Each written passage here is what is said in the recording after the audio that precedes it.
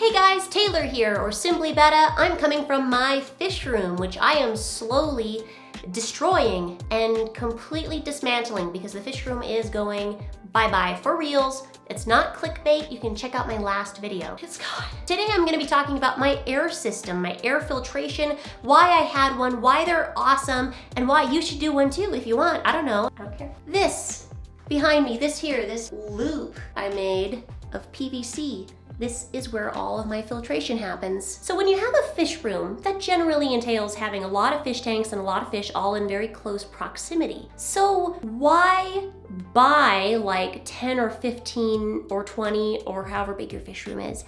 Filters. Buying a ton of like mechanical filters would cost a lot of money to filter all those fish tanks. And you'd also need like 10 or 15 or however many fish tanks you have outlets to plug all those filters into. And as you can see, that would probably be a little problematic after a while, after you accumulate lots of fish tanks like I do.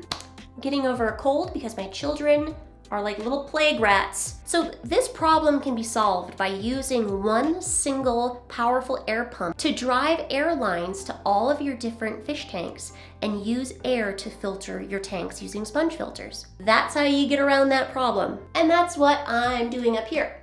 Stepladder time. So if I climb up my stepladder, which I do a lot, you can see on the top of this shelf, I have my air pump. This bad boy is from Gemco. It's one of the smaller air pumps. This thing's pretty powerful and it's been running for years with really great results. The air pump is then hooked up to this PVC using proper fittings and properly glued pieces here. So it pumps air to this loop, right? And it keeps this loop really nicely pressurized. I chose to put my loop on this wall here because that's just the most convenient thing for me. Other fish rooms, I've seen them up on the ceiling. It's kind of cool. So then, in order to get air out of this pressurized loop, you just need a special little, what's this called again?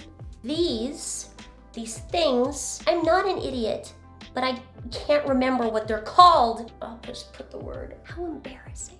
Anyways, to get air into your fish tanks, all you have to do is drill a little hole in your pressurized loop and then tap in these little things. Valve. And then you can run air lines to your fish tanks. And then using a little lever on the...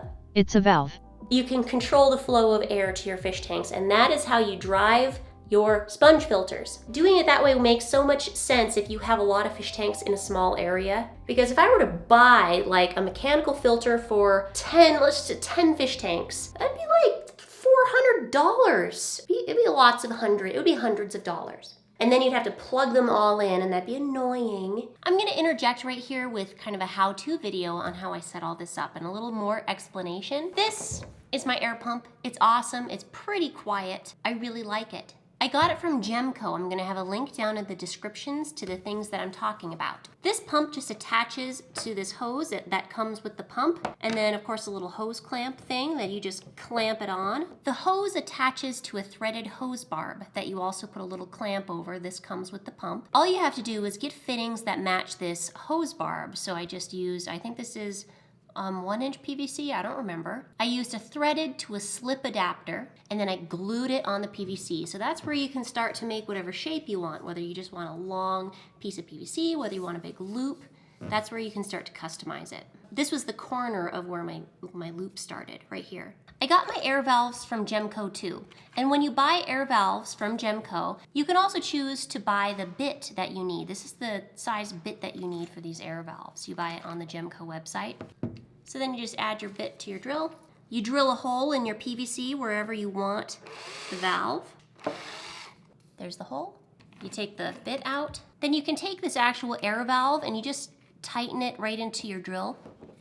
And then I'm just gonna drive the air valve into the hole. Just really slowly. Then you can loosen your drill.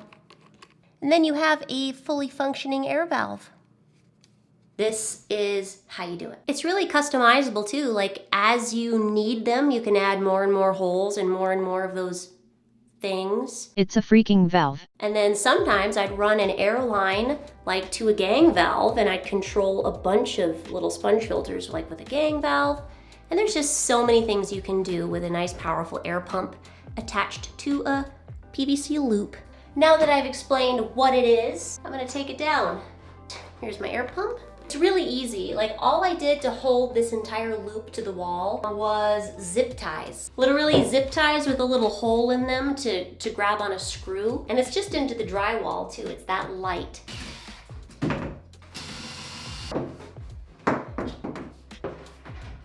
That was it, pretty easy. So now I'm gonna go take like an X-Acto knife and get all these little hardened air-lined pieces off of my valves.